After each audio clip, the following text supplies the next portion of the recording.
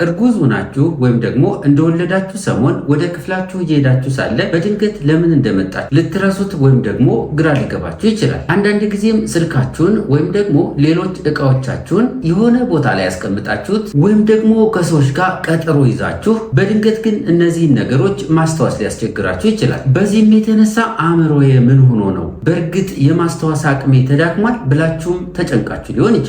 እነዚህ ነገሮች ያጋጠሟችሁ ብቻችሁን አይደላችሁም። ይህ ችግር ብዙ እናቶች ላይ የሚያጋጥም ሲሆን ፕሬግናንሲ ብሬን ወይም ደግሞ ማሚ ብሬን በመባል ይታወቃል።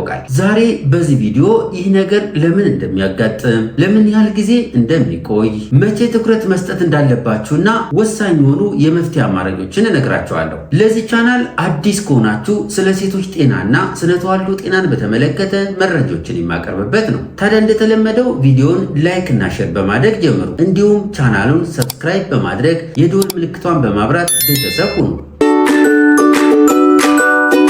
ለብዙ ዓመታት እናቶች በእርግዝና ወቅትና እንደወለዱ ሰሞን የመርሳት ችግር እያጋጠማቸው እንደሆነ ቢናገሩም ነገር ግን ተገቢውን ትኩረት እየሰጣቸው አልነበረም። ዛሬ እየወጡ ያሉ ምርምሮች ወይም ደግሞ የጥናት ውጤቶች እንደሚያሳዩት ከሆነ ብዙ እናቶች እርጉዝ ሲሆኑ ወይም ደግሞ እንደወለዱ ሰሞን የማስታወስ አቅማቸው መቀነስ፣ ትኩረት ማጣትና ሌሎች አእምሮአዊ ችግሮች ሊያጋጥሟቸው ይችላል። ነገር ግን እነዚህ ለውጦች ቢኖሩም እንኳ በዚህ ችግር ውስጥ ያሉ ሴቶች የማሰብ አቅማቸው ሙሉ ለሙሉ ተዳክሟል ማለት ግን አይደለም። ሰላም ውድ ቤተሰቦች እንኳን ደህና መጣችሁ። ከዚህ ቀጥለን ሴቶች እርጉዝ ሲሆኑና እንደወለዱ ሰሞን የመርሳት ወይም ደግሞ ግራ የመጋባት ችግር እንዲያጋጥማቸው የሚያደርጉ ዋና ዋና ችግሮችን እናያለን። የመጀመሪያው እርጉዞች ወይም ደግሞ እናቶች እንደወለዱ ሰሞን የመርሳት ወይም ደግሞ ግራ የመጋባት ችግር እንዲያጋጥማቸው ቁልፉን ሚና ከሚጫወቱት አንዱ የሆርሞን ለውጥ መኖር ነው። በእርግዝና ወቅት በጣም ብዙ የሆርሞን ለውጦች ሲኖሩ ኢስትሮጅንና ፕሮጀስትሮን የተባሉት ሆርሞኖች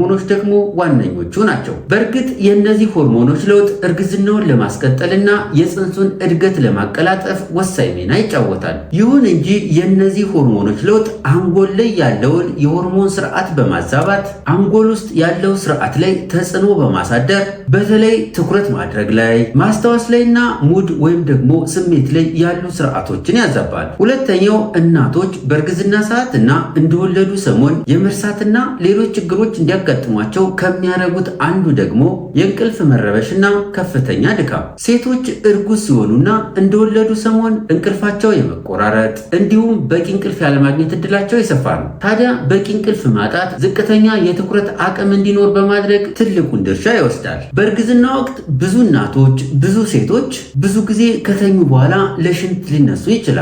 የወገብ ህመም ስለሚያስቸግራቸውም በቂ እንቅልፍ ላይተኙ ይችላሉ። የጨጓራ ህመም፣ መረበሽ ወይም ደግሞ መነጫነጭ፣ የሚመቻቸውን ምቹ አተኛኘት ሁኔታን በትክክል ለይቶ አለማወቅ፣ እነዚህ ነገሮች እንቅልፍ ለማጣት እንደ ምክንያት ስለሚሆኑ ከፍተኛ የሆነ ድካም እንዲሰማቸው ያደርጋሉ። በተመሳሳይ እንደወለዳችሁ ሰሞንም ህፃኑን ለማጥባት፣ ህፃናቶችን ለመንከባከብ፣ በእነዚህና በመሳሰሉት ችግሮች በቂ እንቅልፍ ላታገኙ ትችላላችሁ። እነዚህ ነገሮች ታዲያ አእምሯችሁ ላይ ተጨማሪ ጫና በመፍጠር ትኩረት ለማጣትና ነገሮችን ቶሎ ለመርሳት ወይም ደግሞ ለማስታወስ መቸገር እንዲያጋጥማችሁ ሊያደርጓችሁ ይችላሉ።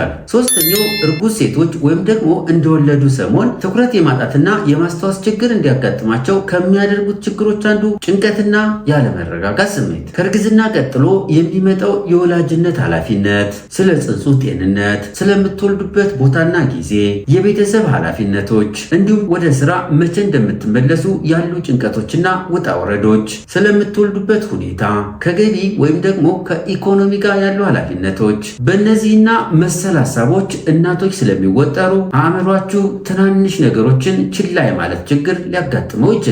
ሰላም ውድ እናቶች፣ በአራተኛ ደረጃ እናቶች ከወለዱ በኋላ ወይም ደግሞ ነፍሰ ጡር እያሉ የመርሳት ችግር ወይም ደግሞ የማስታወስ መቀነስና ትኩረት የማጣት ችግር እንዲያጋጥማቸው እንደ ምክንያት ከሚወሰዱት የአእምሮ የመላመድ ሁኔታ መቀየርን በተመለከተ ነው። ጥናቶች እንደሚያሳዩት በእርግዝና ወቅት አእምሯችሁ ከእናትነት ጋር ተያይዘው የሚመጡ ባህሪዎችን ለማስተናገድ የተወሰኑ ለውጦችን ሊያደርግ ይችላል። እነዚህ ለውጦችም ታዲያ እናቶች ማህፀናቸው ውስጥ ለሚያድገው ፅንስ የበለጠ ሩህሩህ ብሩክ እንዲሆኑ ያደርጋቸዋል። ይህንን ጠቅልል አድርገን ስናየው አእምሯችሁ ከጽንሱ ለሚመጡ መልእክቶችና በህይወት ለሚያቆዩ ፍላጎቶች ቅድሚያ ይሰጣል። ታዲያ በዚህም የተነሳ ትናንሽ ነገሮችን በቀላሉ ለመርሳትና ነገሮችንም በቀላሉ ለማስታወስ ልትቸገሩ ትችላላችሁ። ብዙ እናቶች ልክ እንደወለዱ በእርግዝና ወቅት ያጋጠማቸው የመርሳት ችግር፣ ትኩረት የማጣት ችግር እንዲሁም ደግሞ ነገሮችን የማስታወስ ችግር ልክ እንደወለዱ የሚለቃቸው ወይም ደግሞ የሚተዋቸው ይመስላቸዋል።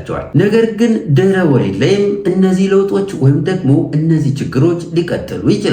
ምክንያቶቹም እነዚህ ናቸው። አንደኛ፣ በቂ እንቅልፍ ማጣት። ሌሊት ላይ በየሰዓቱ መነሳትና መንቀሳቀስ ትኩረት የማድረግ አቅምን፣ ውሳኔ አሰጣጣችሁን እንዲሁም የማስታወስ አቅማችሁ ላይ ተጽዕኖ ሊያሳድር ይችላል። በዚህም የተነሳ ከወለዳችሁ በኋላ እነዚህ ችግሮች አብረው ሊቀጥሉ ይችላሉ። በመሆኑም ከወለዳችሁ በኋላ ለተወሰነ ጊዜ የማስታወስ ችግር ወይም ደግሞ ትኩረት የማጣት ችግር ለተወሰነ ጊዜ አብሯችሁ ሊቀጥል ይችላል። ሁለተኛ፣ የሆርሞን መቀያየር። ልክ እንደወለዳችሁ በእርግዝና ወቅት የነበሩት ሆርሞኖች በፍጥነት ለውጥ በማድረግ በሌሎች ሆርሞኖች ይተካሉ። ታዲያ ይሄ ድንገተኛ የሆነ የሆርሞን ለውጥ አእምሯችሁ ለውጦችን ተለማምዶ እስከሚያስተናግድ ድረስ ለተወሰነ ጊዜ ተጽዕኖ ሊያሳድርበት ይችላል። በሶስተኛ ደረጃ ድርብርብ የእናትነት ኃላፊነቶች። የህፃኑን ምግብ ወይም ደግሞ የሚጠባበትን ሰዓት በየጊዜው ማስታወስ፣ የህክምና ቀጠሮችን ለማስታወስ መሞከር፣ የቤተሰብ ኃላፊነቶች፣ የጨቅላ ህፃናት እንክብካቤ። እነዚህ ተደራራቢ ኃላፊነቶች አእምሯችሁ ላይ ተጨማሪ የሥራ ጫና በመፍጠር ነገሮችን በተለመደው አግባብ እንዳታከናውኑ ያደርጓቸዋል። ታዲያ በዚህም የተነሳ የማስታወስ ችግሩ ወይም ደግሞ የመርሳት ችግሩ ወይም ትኩረት የማድረግ ችግሩ ከወለዳችሁ በኋላ እንዲቀጥል ሊያደርጉ ይችላሉ። ለመሆኑ ይሄ በእርግዝና ወቅት ወይም ደግሞ እንደወለዳችሁ ሰሞን የሚያጋጥመው የመርሳት ችግር፣ የማስታወስ ችግር ወይም ደግሞ ትኩረት የማድረግ ችግር እስከ መቼ ይቆያል?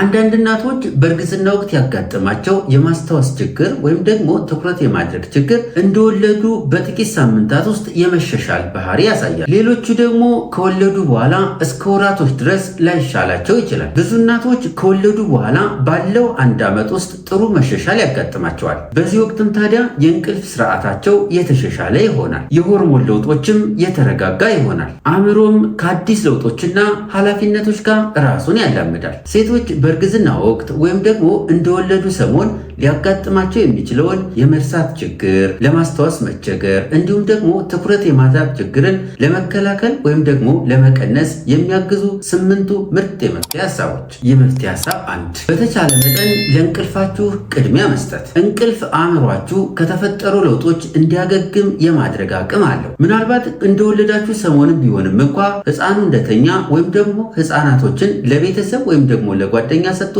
በቂ እንቅልፍ ለማግኘት ሞክሩ። ሁለተኛው የመፍትሄ ሀሳብ ማስታወሻዎችን ያዙ። ለምሳሌ የስልክ አላርም፣ የስልክ የጊዜ ሰሌዳ፣ የማስታወሻ ደብተሮችን። እነዚህን ነገሮች በአግባቡ ከተጠቀማችሁ አእምሯችሁ ላይ ሊፈጠር የሚችለውን ጫና በአግባቡ ይቀንሳል። ሶስተኛ፣ ከአእምሮ ጋር ተስማሚ የሆኑ ምግቦችን አዘውትሩ። ምግቦቻችሁም እነዚህ ቢሆኑ ይመከራል። በፕሮቲን የበለጸጉ ፍራፍሬዎችና አትክልቶች፣ ጥራጥሬዎች፣ ጤናማ ቅባቶችና በኦሜጋ 3 የበለጸጉ ምግቦች። እነዚህ ምግቦች ታዲያ ለአእምሮ ጤንነት ተስማሚ ምግቦች ናቸው። በተመሳሳይ የምግብ ሰዓታችሁን አታሳልፉ። ምክንያቱም ኃይል ማጣት በቂ ትኩረት እንዳይኖራችሁና ነገሮችን እንዳታስታውሱ ሊያደርጋችሁ ይችላል። አራተኛ፣ አካላዊ ንቃትን ማዳበር። በእርግዝና ወቅት ደህንነታቸው የተጠበቀ አካላዊ እንቅስቃሴዎችን ማድረግ እንዲሁም ድህረ ወሊድ ላይ በቂ እንቅስቃሴና ንቁ ስትሆኑ የእንቅልፍ ስርዓታችሁ የተሻሻለ ይሆናል። ስነ ባህሪን በማሻሻልም የአእምሮ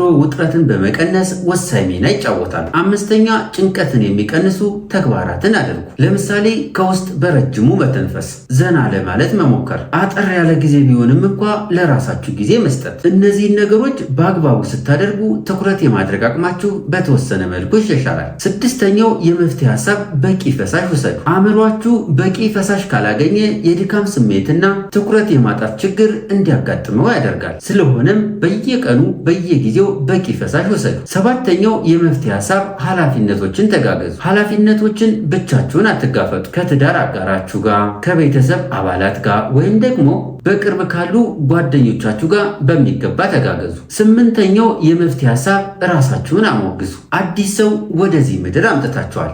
ብዙ ለውጦችንም አስተናግዳችኋል። ከእርግዝና በፊት እንደነበራችሁት በአንድ ጊዜ አትመለሱ። ስለዚህ ራሳችሁን ማድነቅና ማሞገስ አንደኛው የመፍትሄ አካል ነው። ለመሆኑ ሴቶች የመርሳት ወይም ደግሞ ትኩረት የማጣት ችግር ሲያጋጥማቸው መቼ ነው ትኩረት መስጠት ያለባቸው? ምንም እንኳ የተወሰነ ትኩረት ማጣት ወይም ደግሞ ለማስታወስ መቸገር እርጉዙ ናችሁ ወይም ደግሞ እንደወለዳችሁ ሰሞን ሊያጋጥም የሚችል ችግር ቢሆንም እንደወለዳችሁ ሰሞን የሚያጋጥሙ የስነ አእምሮ ለውጦች ቀለል ያሉና ያን ያህል አሳሳቢ ባይሆኑም አንዳንድ ጊዜ ግን የሕክምና እገዛ ማግኘት የግድ ሊሆን ይችላል። ከበድ ያለ ወይም ደግሞ እየጨመረ የሄደ የማስታወስ ችግር፣ ግራ መጋባት ወይም ደግሞ ያላችሁበትን ቦታ ለማወቅ፣ የዕለት ከዕለት ስራችሁን ለማከናወን ከተቸገራችሁ፣ እነዚህ ችግሮች ካጋጠሟችሁ የሕክምና እገዛ ስለሚያስፈልጋችሁ ወደ ሕክምና ተቋም ሂዱ። ብዙ ጊዜ ማሚ ብሬን ጊዜያዊ ሲሆን ጥሩ እንቅልፍ በመተኛት የተመጣጠነ ምግብ በመመገብ ስሜታዊ ድጋፍን በማግኘት እንዲሁም በቂ ጊዜ በመስጠት ያጋጠሙ ችግሮች ወደ ነበሩበት ቦታ የመመለስ እድላቸው ሰፊ ነው። ውድ እናቶች እርጉዙ ናችሁ ወይም ደግሞ እንደወለዳችሁ ሰሞን ለማስታወስ መቸገር፣ ትኩረት ማጣት ወይም ሌሎች የባህሪ ችግሮች አጋጥሟችሁ ከነበረ ልምዳችሁን አካፍሉ። ይህ ቪዲዮ ጠቃሚ ነው ብላችሁ ካሰባችሁ ቪዲዮ ለሌሎችም ሰዎች እንዲደርስ ላይክ እና ሼር አድርጉ። እንዲሁም ቻናሉን ሰብስክራይብ በማድረግ የደወል ምልክቷን በማብራት ቤተሰብ ሁኑ። ለዛሬ ያዘጋጀሁት ይህንን ይመስላል። በቀጣይ በሌላ ፕሮግራም እስከምንገናኝ ቸር ሰንብቱ።